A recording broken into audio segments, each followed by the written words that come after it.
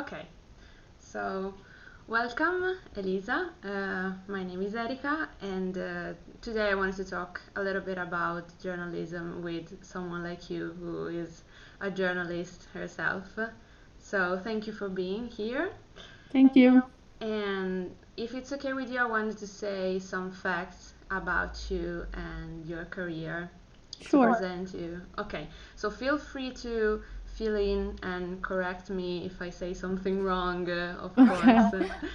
And so Elisa is a young woman but has already achieved so much in her career.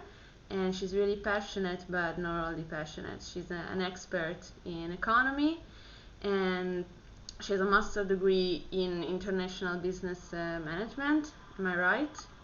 Yes. Okay, and she is the founder of Forum Economia e Innovazione, which is an Italian free think tank, I could say, for public policies and many, many other things. And she also speaks about economy on social media, and she has a lot of followers that listen to her, and so that she explains to someone who isn't really fond of economic some things that may need to know about today's world. But she's also really passionate about politics. She's a political activist, and she's been city councillor for the city of Genoa. But mostly she's a journalist, and that's the reason why I decided to interview her today. She's worked for many papers, and now she's working for the Post Internazionale. So, Elisa, I wanted to start by a simple general question, that is, what is journalism for you, and what's your definition, and what's the role of journalism in your life? Okay, for me, journalism is a way to spread information and awareness about possibly important issues that can bring, that can wake people up in terms of consciousness, in terms of activism, in terms of thinking.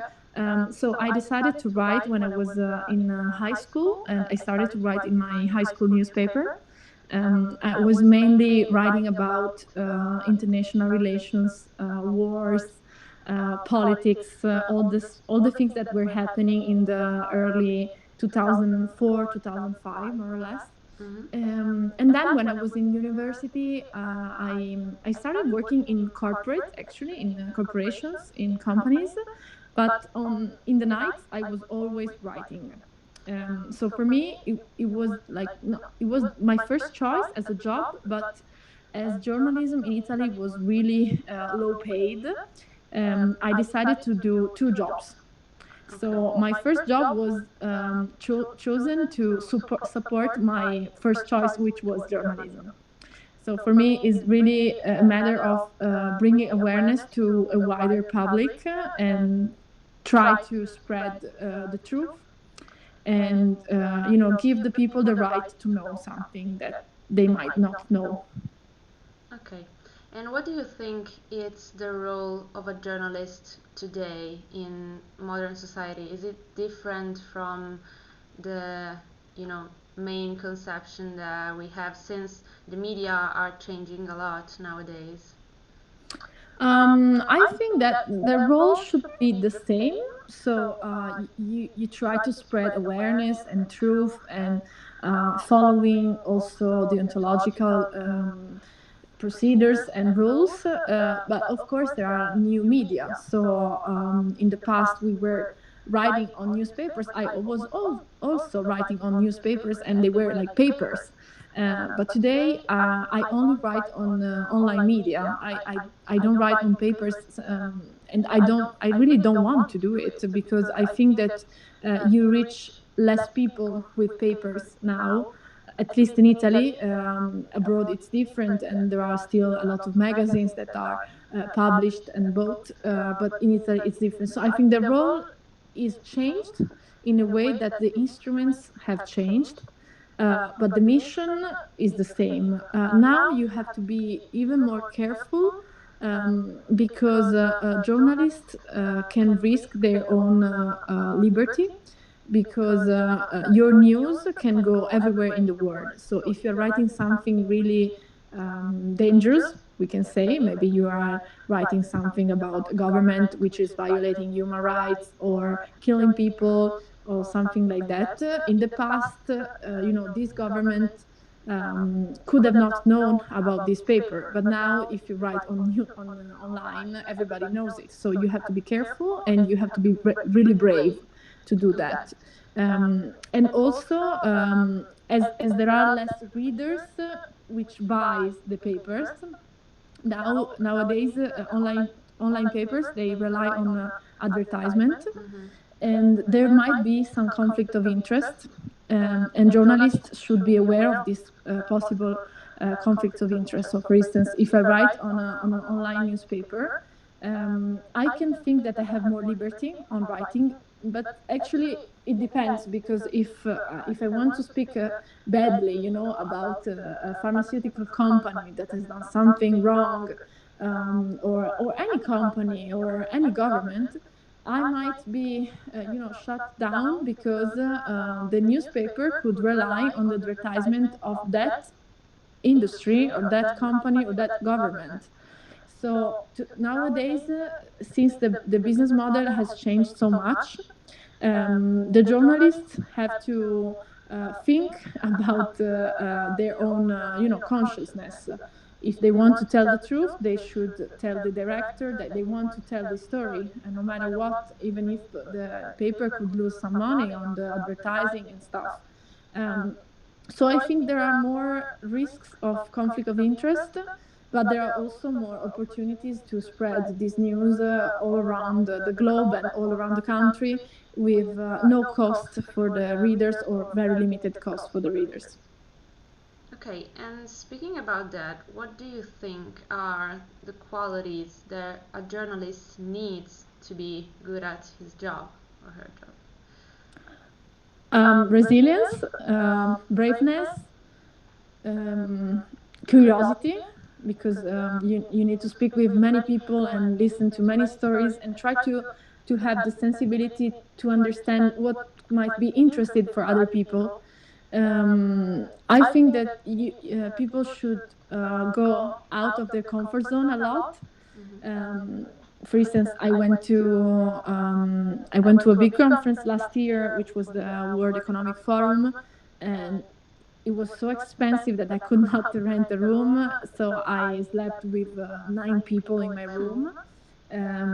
I didn't know anybody, of course, and there could be people from everywhere. I mean, it was, I was very privileged because it's a very huge conference, but sometimes you don't expect to sleep with 10 people in a room, not even in a bed. I was like in the floor. But it was interesting, and I think that you need to, explore the world and try to see what is interesting, and again, if you're speaking like me about human rights, I was in Davos just to interview a Chinese refugee. You just need to accept that maybe you won't be able to go to some countries. Like, I cannot go to China, I cannot go to Iran, I cannot go to Saudi Arabia, because I've done so many reports on human rights that I don't think I can go there without being, at least checked or controlled. And I also had some problems in the past because of this. So this is something that journalists should keep in their mind. Okay, and before I smiled because the first word you use is resilience, and I predicted that you would have used this word when I wrote the question, because I've seen some interviews that you did, and that that determination is something that really you can see in your job.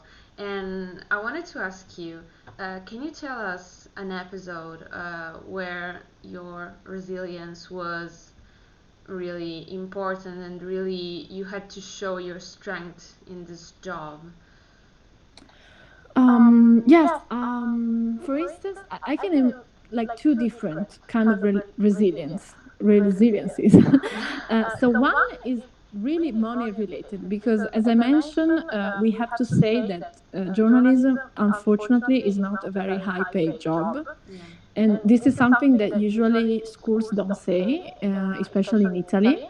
So people just don't know how much does a journalist earn, but it's really nothing. Like if you compare with other jobs, it's really nothing. So the first resilience is accepting it and coping with this with solutions.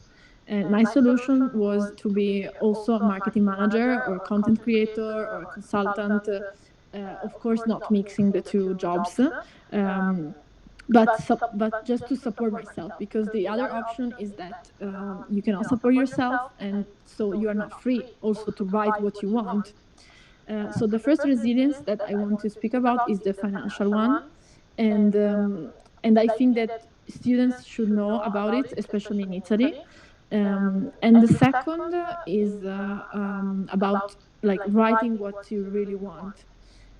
So sometimes I did not accept to delete some names, for instance, in my articles. Sometimes I asked not to publish an article that was maybe put with a title that was not, maybe was baiting, was a clickbaiting title that I didn't like, and I didn't think was respectful for the person I interviewed.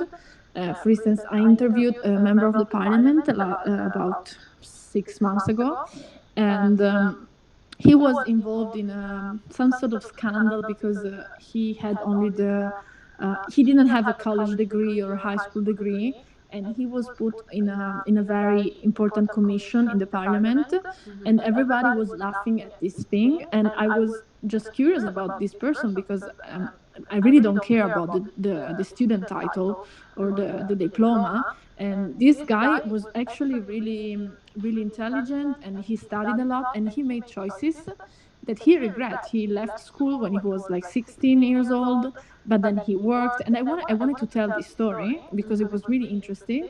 And my newspaper, actually, they wanted to change the title in a way that was really mocking at him, and I just didn't accept it. And I said, okay, just don't publish it, because even if I lost, one afternoon and maybe more to work with this member of the parliament, I was, putting my reputation on the interview. I didn't want to use the person to just do clickbaiting.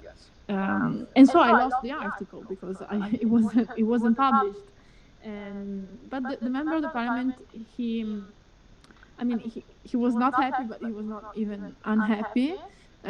Sometimes you need to protect the person you interview. Sometimes you need to protect your newspaper from the person you interview, because sometimes you interview people that they just want to, change everything they just said, and maybe they change their mind and they say, "Oh no, okay, just change this." No, I cannot change it because it's something that you said, and I recorded you, and I mean, it's just like that.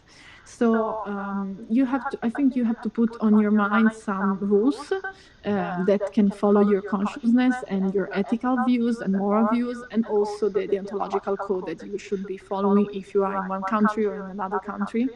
And just be persistent on your values and not compromise on anything, because if you compromise once, you compromise every time. So I think that in the long term, the more consistent you are with your values, the more reliable you are for your readers. So it's something that brings value to both the newspaper and yourself as a professional journalist.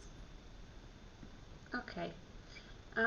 In a recent interview you did during the podcast Daily Cogito with Ric Dufer, you said that in Italy we are just a half democracy, because it as a democratic system, it's when there's free of informations, and usually in Italy that's not the case. The informations are not that free.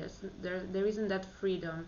So I wanted to ask you, what do you think is the role of journalism in a democracy, and what should be its relationship with politics?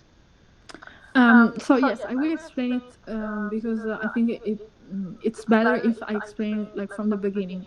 There are a lot of local newspapers in Italy, local media like TV or websites, magazines that have very limited advertising. So they are short on budget, they don't have any money, or they have short money, and they rely on institutional advertisement from the local governments, such as the regions, the provinces, something that in the United States will be the states or the counties.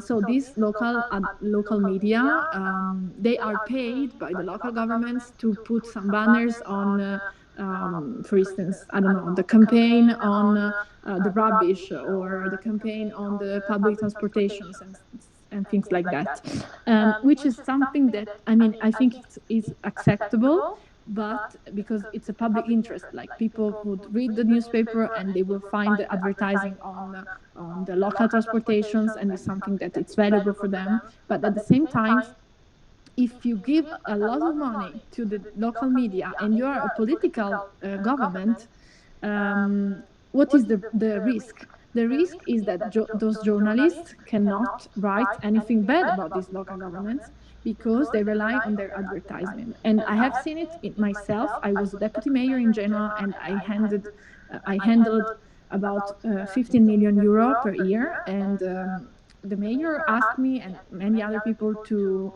pay the local media to buy advertisement, buy banners and services and many other things. And I didn't want to because I was handling the marketing, like the city marketing. So if you pay the local media for city marketing, it just doesn't make any sense, because you're basically telling the local citizens, please come to Genoa, but they already live in Genoa, so it just really doesn't make any sense. But I understand for maybe other things, other issues, maybe the awareness of I don't know, earthquakes, what you have to do with the anything that is related to the city. And some journalists told me that they cannot publish some very bad interview. I mean bad in the sense that they can put in a bad light, the local politician. So I think there is a risk in this, and I think that the only way to cope with this possible conflict of interest is to just to advertise and make very readable how much money was sent to this local media from the local government. So you just put a disclaimer, and it's like, this year, Region Liguria has given 1 million euro to this media. That's it. So at least the reader, when he or she reads the paper, she or he knows that there might be a bias. So you can really think about what you're reading, and this is why I think we live in a half democracy, because the local information on politics, they are very biased.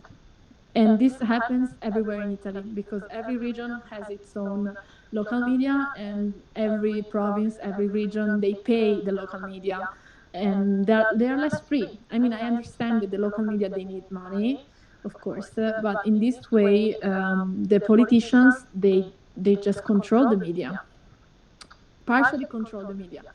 And I had witnesses, journalists that told me, we couldn't write it, we couldn't write this thing because it was not acceptable. So we gave this news to another paper that was not locally related. But if you give a news to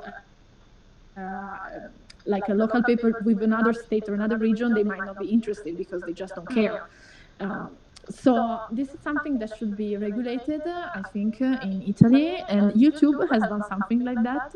So if you look on videos on YouTube now, those videos who are published by state-owned channels or state-financed channels, they just put a disclaimer. So you read it, and you can say that maybe this news is just not paid or corrupted, but it might be influenced, which is something that we can understand and we can accept it. But I think transparency is a key. Yeah, but so you think it's more of a local problem? So it's not a problem that affects like big papers, national papers, more. It affects everybody. Okay. I think it affects everybody in different terms, because locally is more a political problem, while nationally is more a corporation problem. Okay. So, for instance, a very big corporation like Fiat Chrysler has many shares of Corriere della Sera, which is the biggest newspaper in Italy, and we should question whether if whether we can really read transparent news on this company in this newspaper. Maybe there could be a very big issue on, I don't know, pollution or anything related to the company, any scandal, any possible conflicts, and so the newspaper would probably publish it, of course, but how? So I think it's a national problem and it's an international problem. But many newspapers abroad, they cope with it with ethical standards, with like the self-regulation, which might help. Yeah. Yeah, I agree with you. I think that the role of journalism should be to be a guardian of that transparency that is so important for democracy, as for example Norberto Bobbio says. And Mhm.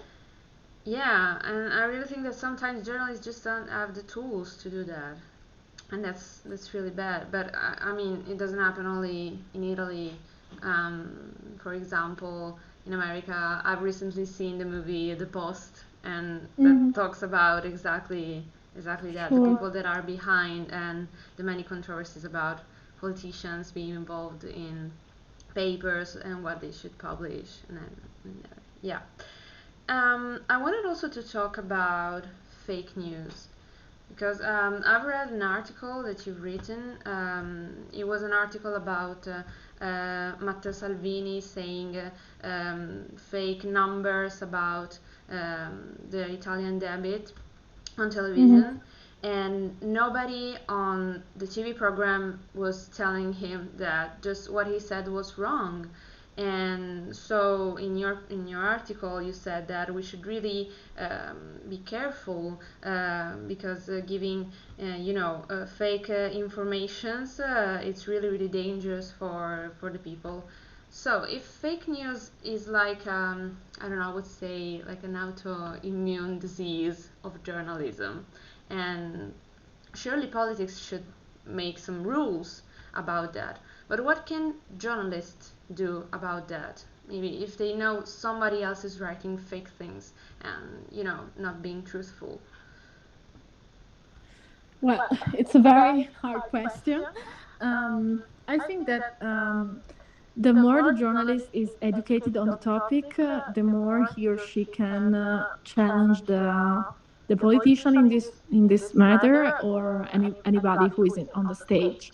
And unfortunately, we often face many situations in which some people just say fake news or things that are not correct, and the journalists just don't have the instruments to cope with it, because I mean they cannot know everything, and you should expect from politicians to tell the truth. Um, but I can understand when opinions are different, and this is something that we have to protect, and we should not regulate on opinions, of course. But when you mislead a data which is publicly like available, this is something really bad, because you can push the people to vote for someone or something with just a fake information, and so you are exploiting the good faith of people to get power. It's really hard to cope with it, and I think the only thing that we can do is having all the time like an author or like an assistant, which might be on behind the scenes while the TV show is going on, or the internet interview is going on, just to challenge the numbers, the facts, the scientific facts, or the economics fact, those who are facts, which you cannot like challenge it, the facts. So a fact But this, checker to always be there to check everything you say. I mean, just for economics and scientific issues, I think it might be useful to have just one person who is, who has a degree in science or has a degree in economics, and is that can just, give consultancy assistance when you interview people who are risky. Like, not everybody is like that. So, you know that some people are more oriented to fake news than others, but those people maybe are, prime ministers or former ministers. In Italy, it happened. So it might be useful to, or at least to put in the same stage a person who is competent in that field. So you should not do like an interview, a solo interview with the journalist and the fake news provider, but maybe put someone else just to challenge the other person and to cope with it. But I'm not an expert on television, but I've often been hosted by TV, and usually you put someone else. So the fake news they spread when there is a solo interview. This is the best part because it's easier to tell fake news if you don't have anybody who is challenging you in the stage. But it's really hard. And I'm not in favor of regulating fake news on social media from the government. I think that social media should self-regulate them, but with like media. So if you allow to put something that is incorrect or that can damage someone, I think you should, like from the point of view of the justice, you should be responsible, just like a newspaper, because social media are now working like newspapers. So they have a, they're not social media anymore. They're just they're papers. Yeah. So they should be accounted responsible for anything that can be judicially relevant. Yeah, speaking about that, as I said before, you use social media to talk about politics and economy to people, and I think it's really great because maybe someone who doesn't really know much about those kind of subject and it's like just scrolling through Instagram or Facebook can actually get some important and useful informations doing that. And I wanted to ask you, what is your prediction about the role of social media and in journalism? What do you think they are gonna become more than they are already now? I think they will get more and more audience, of course. This is something that you can see in any trend. I fear that the younger generations might be, might get used to very short contents, which might be useful for putting curiosity in people, but might be also risky for having not enough information on the content. So if you have 15 seconds of a content, it's just not enough. It's not enough to understand maybe something that is really wide Yeah. as a topic. So I think we all have to stop and think about what we are posting, especially if we have audiences with thousands of people or even hundreds of thousands of people. So me, for instance, I never speak about science or I mean COVID related things because I just have a degree in economics. I can speak about public policy. I can speak about public policy regulating sciences, CRISPR, all these things, but I will not speak about the scientific facts. I will speak about the regulations, I will speak about the public interest, I can speak about this, but I never speak about, I don't know, vaccines or anything else because I just don't have the skills. And I prefer to let this stage to people who have degree or have just studied this.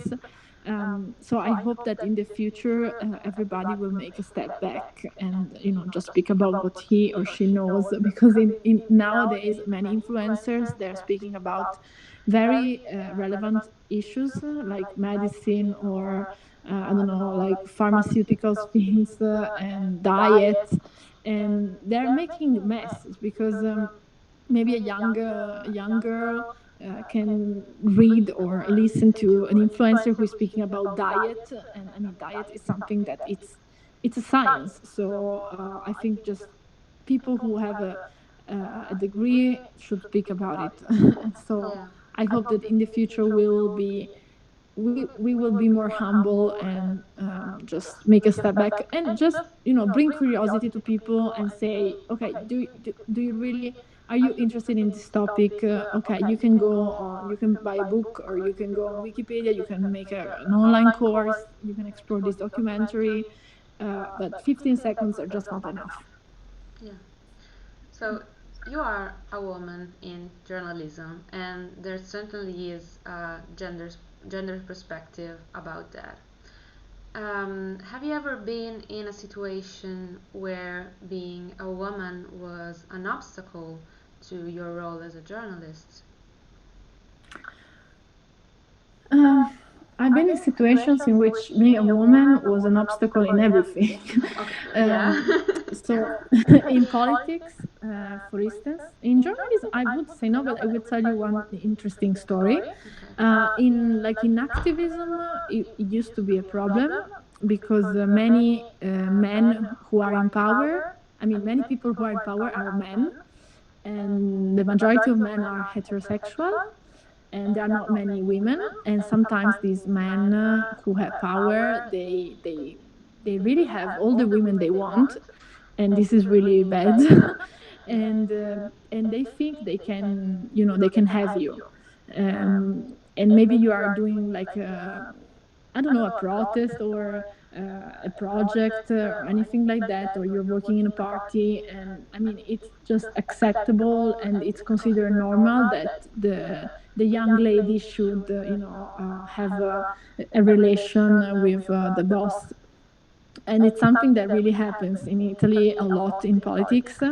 And I think I avoided, I don't know, 10 to 15 to maybe 20 members of the parliament, or people who were in very high position, especially when I was younger, like when I was 20, 22 years old. I'm now 32, so I'm much older than that time.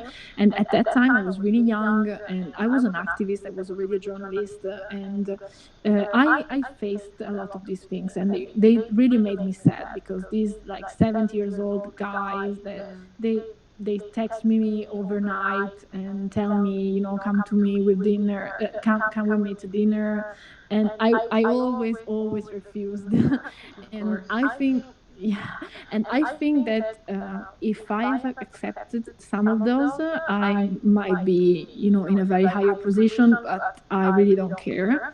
I always chose the people I wanted to be with, and no matter if they were like in very high position or not. And so I just, I refused some compromises, which are, I think, but I think those things happen in hospitals, happen in corporations. I mean, it's a really a gender matter, and it's something about power and domination, but can happen everywhere. Politics is where power is, so maybe there might be more, but I'm not expert in that. But I will tell you a very strange story. I was doing interviews in Switzerland for human rights topics, and something really weird happened because I was interviewing a woman, and she tried to invite me on her room, and which was really unprofessional, really unprofessional. Uh, but I was happy at the same time, because I thought, okay, we reached the gender balance. Because there might be stupid people in both the genders, and stupid people in both the sexual orientation. And I was in a way, I was not happy, because it was a professional situation, so you're not supposed to invite me in your room. Um, with a clear like request, and it was really clear that she wanted. But at the same time, I was relieved, because I think, oh, I'm so happy that we really reached the perfect balance. Well, That it's we have an stupid. equality that we weren't trying to reach, but it's okay. Yes. I mean, it was bad but fun at the same time. Of course, she was really unprofessional, and I never expected it, but at the same time, I mean, even if it's really wrong, in a way, it made me laugh. And I mean, I coped with it. It's better with a woman than a man for me. Yeah, I get it. Yeah. My last question is, So, what advice would you give to people, young people like me, who want to become journalists? I think the advice that I want to give is to read a lot, speak a lot with many people, and try to send your articles to blogs and maybe magazines and newspapers, and just be persistent. But if you cannot reach like a job in the moment, just don't give up, and maybe you can even have two or three different kind of jobs. Maybe you can do content creations, maybe you can do consultancy, and at the same time you can be a journalist. But I think that you like every young journalist or wanted, I mean, people who want to be journalists, they need to cope with the fact that this job is really changing a lot. So you might want to learn technological skills. I don't know, editing videos or doing multimedia contents, because many companies, media companies, they request these things. And so just be flexible and don't give up, but also be aware of what is going on in the world and what's going on in the industry. So this is my advice: be flexible, be open, and be persistent. Okay, thank you very much. It's been really, really Thank you. interesting. So, thank you. Thank you so much.